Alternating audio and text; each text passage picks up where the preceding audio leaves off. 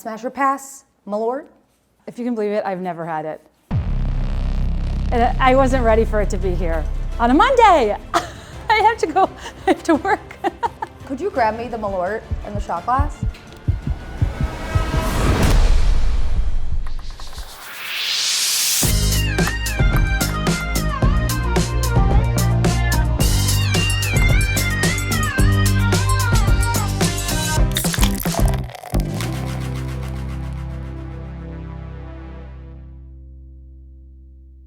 Kate Kennedy is a Chicago-based millennial multi-hyphenate, best-selling author, entrepreneur, and pop culture commentator, best known for hosting her weekly podcast, Be There in 5.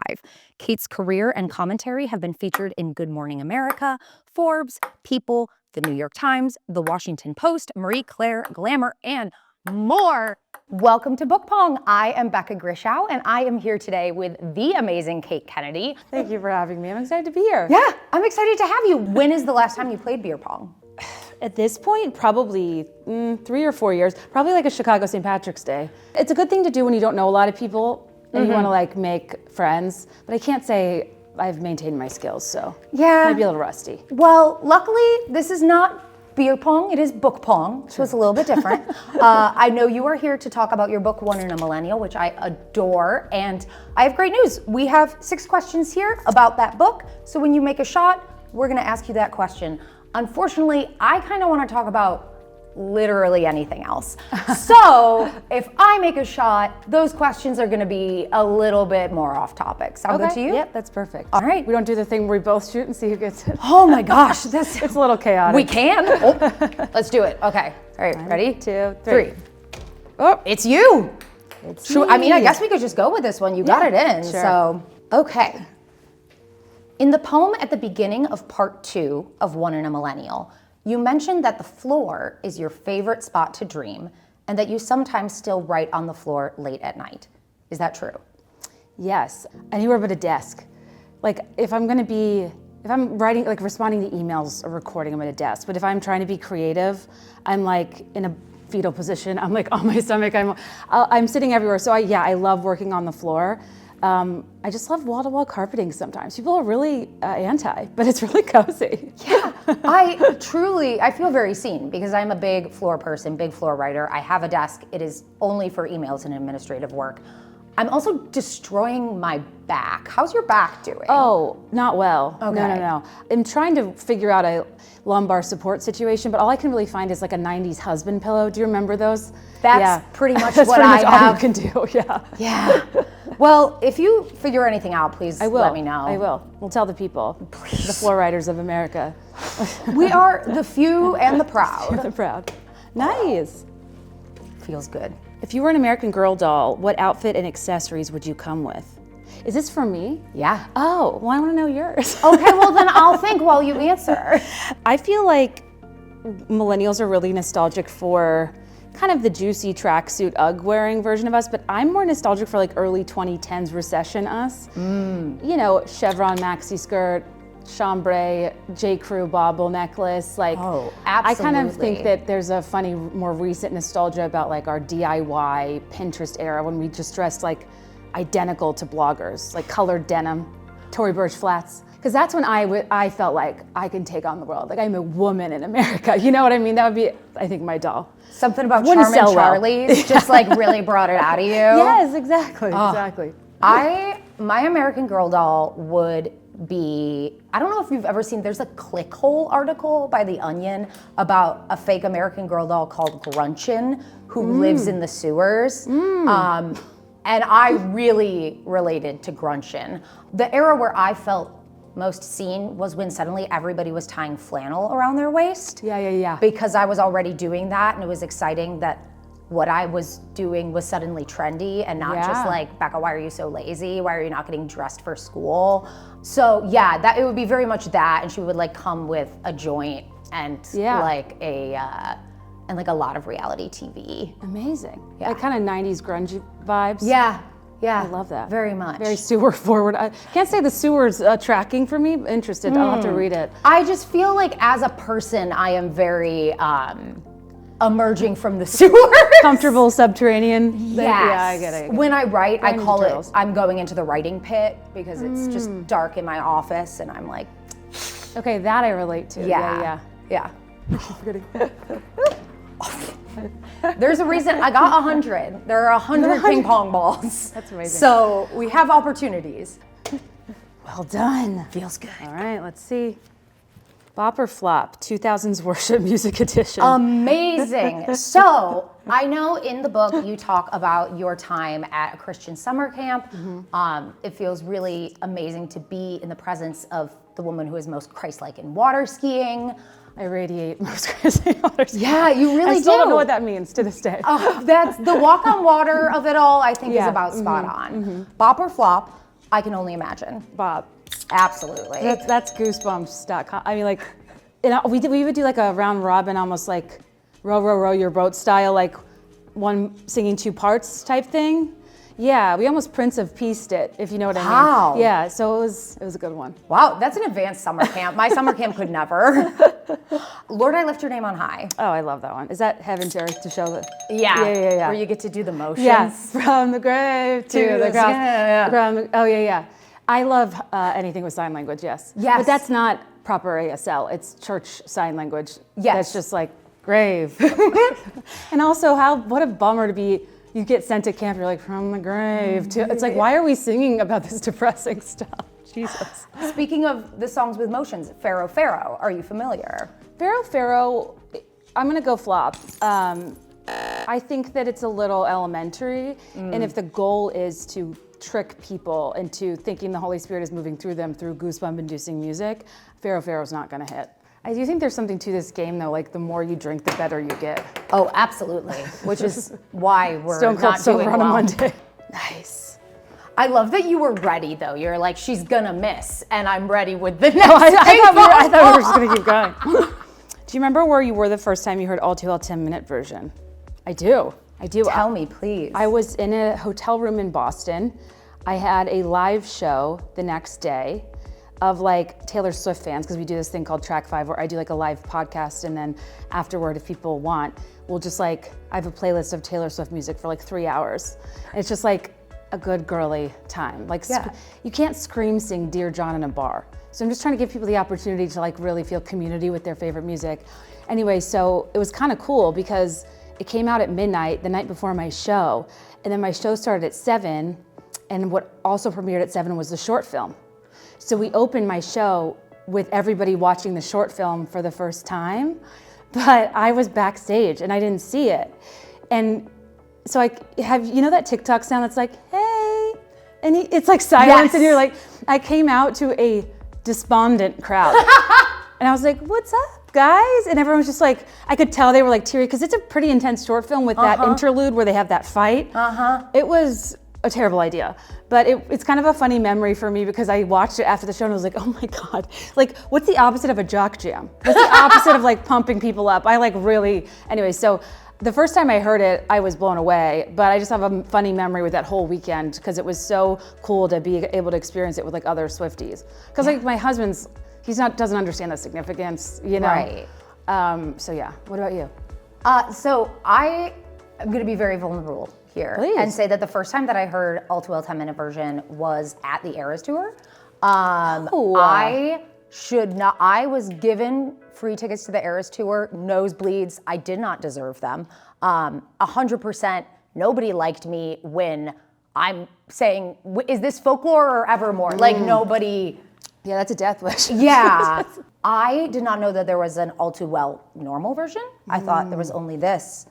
But what a masterpiece. And it changed my perception of Taylor Swift to experience that live. I think the worst thing fandoms can do is gatekeep. I think there's something really unique and special about going and experiencing that for the first time live. That's a story in and of itself that a lot of people can't speak to. Yeah. And it'd be one thing if you were like a hater afterward, but it's pretty hard to watch a woman sing for 3.5 hours and not be impressed. Astonishing. Yeah, it's pretty crazy.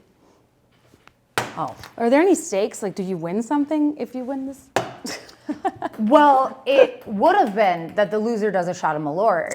Oh, I mean, But you said no to that. what a diva. I mean, I can on this Monday morning. I will leave that up to you, but I am going to have you make that decision now so that you can't change your mind. Has everyone else done it? I can't say that. Oh my gosh, your practicing is paying off. Thank goodness. So bad.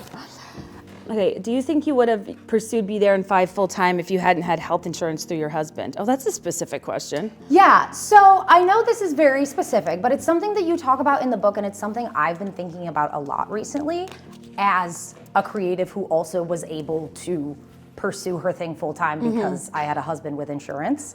And I feel like a lot of people in creative industries, it's either you have wealthy parents or family money that you're getting something there, or you have just enough stability through being married that you're able to pursue it. So I wanted to get your thoughts on that.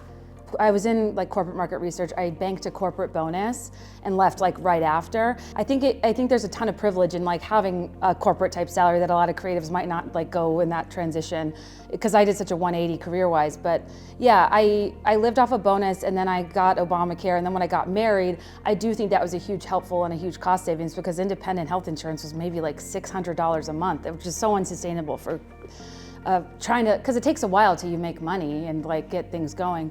And I feel like I was kind of in the girl boss realm where I didn't have a good understanding of what it actually took.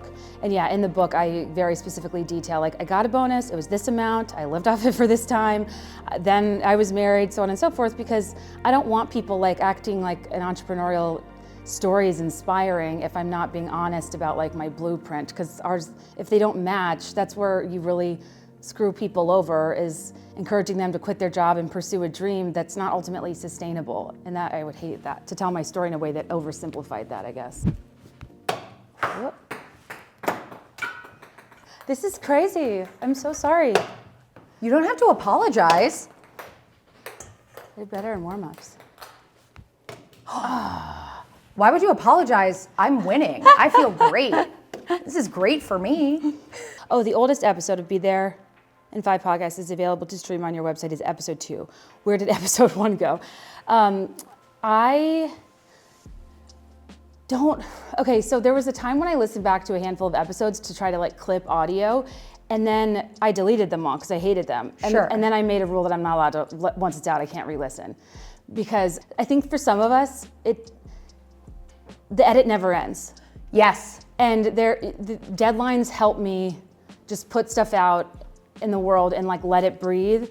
I just had to tell myself, like, be comfortable with once it's out, and you can't listen anymore. So that was from one of my sweeping cuts of like, I don't want, if you go back to episode 1, people are gonna be, I sound insane. I mean, it's just so, it's such an amateur operation. Oh my gosh, when I look back even at my first book and reading back through, there's so much that I would change, which also is such a nature of, you release a book, it doesn't come out usually for about a year after that.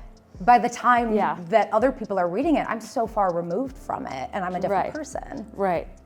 And I've talked to other authors, and I didn't realize this was a thing, but that how agonizing those like last couple weeks are when you're just not happy with it and it's too late to change it and you just have to move forward.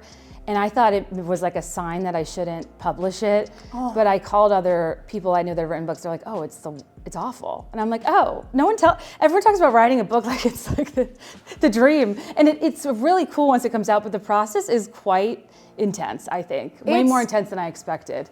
I think it's your shot, and even if it's not your shot, it's gonna be your shot because you have way more cups than I do. Well, I also think having a kid really changed the way I work in that I physically can't not get up off the floor now. Like, I have office hours. I have childcare.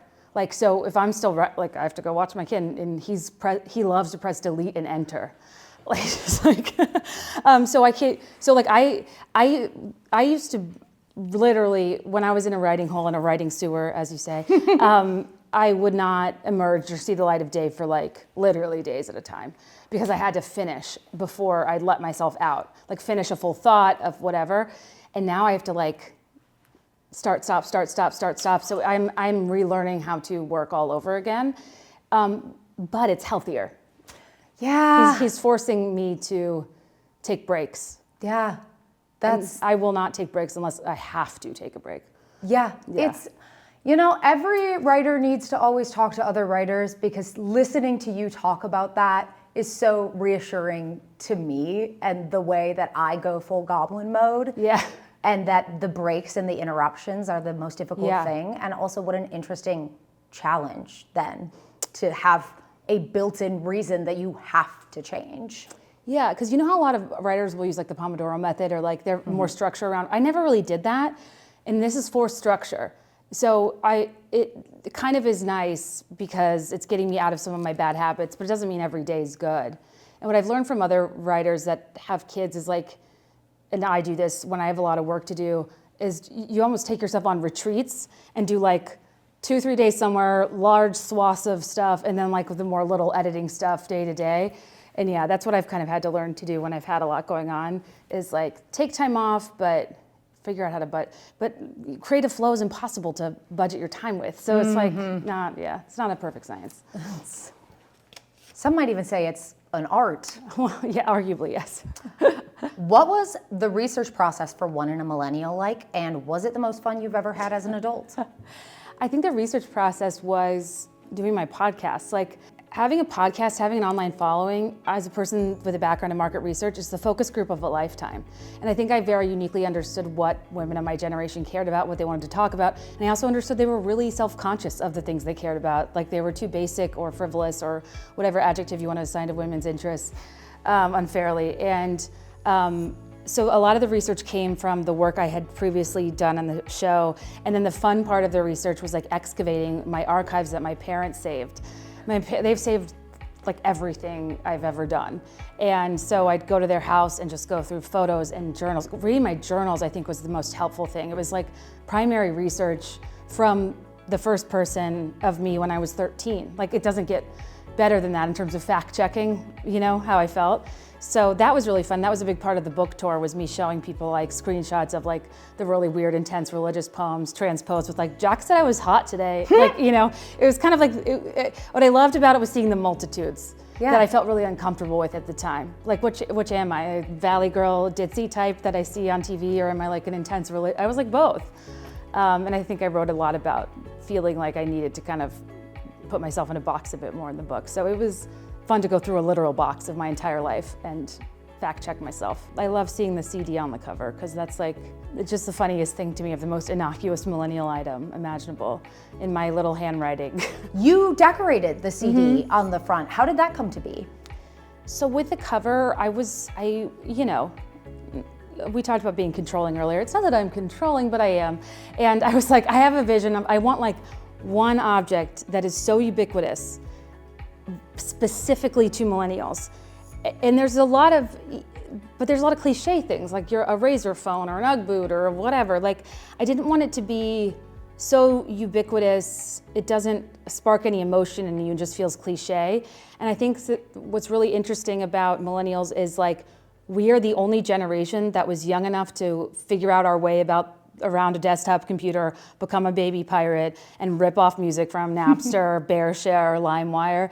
And there was like a 2-3 year period, and that's just not very long. But a lot of millennials were like coming of age when we could burn CDs and decorate them, and they were our mixtape. And I think that they kind of underscored and soundtracked our lives. And I just thought something about the fun handwriting on a CD was like the most perfect, specific thing that like anybody in our generation would be like, I feel something when I see that. No. This is so The arc was good though. It was. I'm trying to get better. Oh no. Oh, way too far. There you go. Finally. Some of the most vulnerable writing in this book is in the essay The Parent Trap, which you describe as being written when being a mom was an if, not a when. Can you talk a little bit about your journey towards becoming a mom and becoming an author being really intertwined? Yeah, that chapter is interesting because it was written in such a specific, at such a specific point that I almost don't even remember now. And I'm glad I wrote it when I did, to greet people that are in that phase, because I think you just move on and you forget the intensity of loss, of trying, of being unsure. But yeah, in 2020, I did an episode called Childless Millennial on my podcast, kind of riskily being like, honestly, having kids looks like a drag. Like, because I don't know what to do. Like, there's a conversation, because it's such a blessing and all that stuff, you want to speak positively about it, but I felt like not enough people were talking about how the intersection of your careers rise and your fertility's decline is like a very hard conversation and a confusing thing to have, because you do have to put things on hold. And I just kind of worked through a lot of my thoughts, because people would say things like, if it's not a hell yes, it's a hell no. And I just don't operate in that binary of a fashion. And the former boss babe in me was like, okay, I'm 51% interested in having a kid. That's majority stake. And I kind of treated the process like that. People act like indecisiveness is a sign, but I think you deserve and you should work through your indecisiveness, because people feel that way for different reasons. But yeah, it took me a while to figure out if I wanted a kid. And then when I was writing the book, I found out I was pregnant 2 weeks before turning it in. And that's why I put a cliffhanger at the end, because I ended up writing a lot about this phase of life, having, thinking about fertility in my career and all these intersections. And I just almost couldn't believe the timing of turning it in and being pregnant and then recording my audiobook like days before I gave birth. It was kind of a crazy thing to be. And I say in the last chapter, like, everyone tells me when they have kids that they'll realize nothing else mattered before. And I'm kind of like, well, what if I want it to matter? I don't want to not recognize a former version of myself. And there was something kind of poetic about, I don't know, getting out everything I ever needed about a version of my identity that quite literally ended the second I turned this book in. And then kind of realizing I still feel like myself. And it still matters to you? Oh, of course. I think a lot of the tropes and stereotypes about motherhood just like aren't accurate. Like, I have a partner that literally does half of it, so I'm not 100% consumed. I'm 50% consumed, but it's great.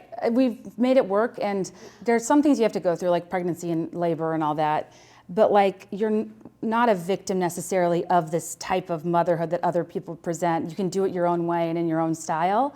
And like, I don't make sensory bins. I don't do a lot of like, but like my son and I started something called the French Fry Club.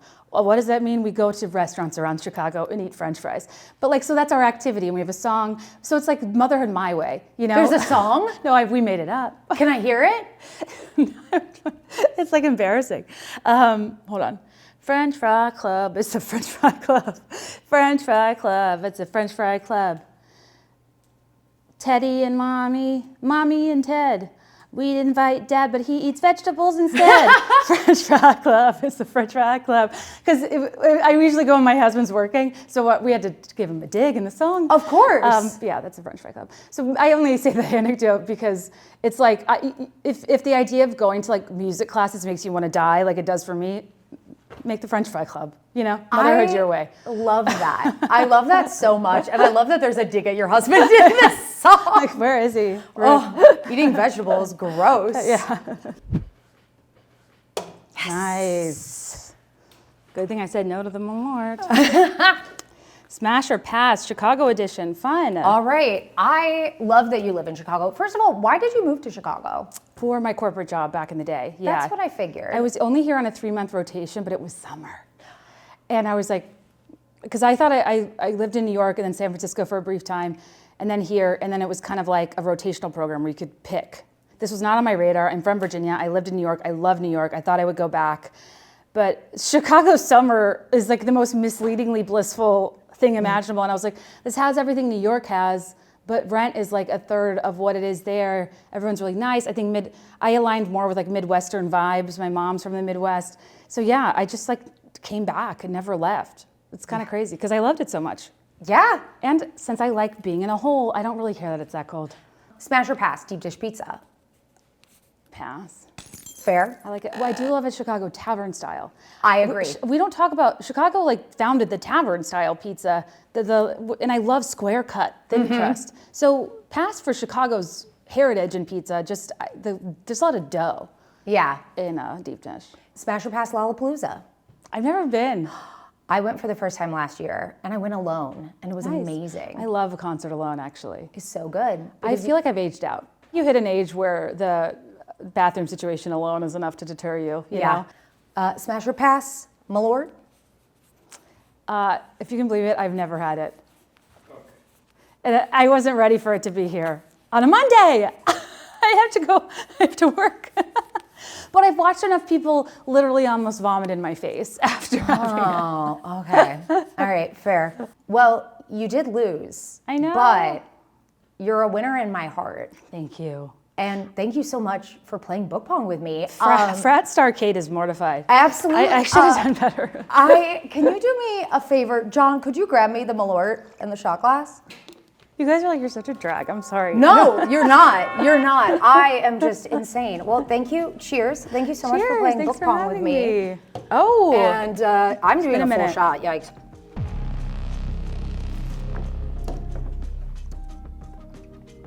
I mean, all liquor is bad. Like, I just, you know when you're bite into an orange and you get too much rind? Yes. It's like that, but rotten. You are a writer. One in a Millennial is a New York Times bestseller, slay, and is so good that I have done the audiobook and the hard copy, so get a copy.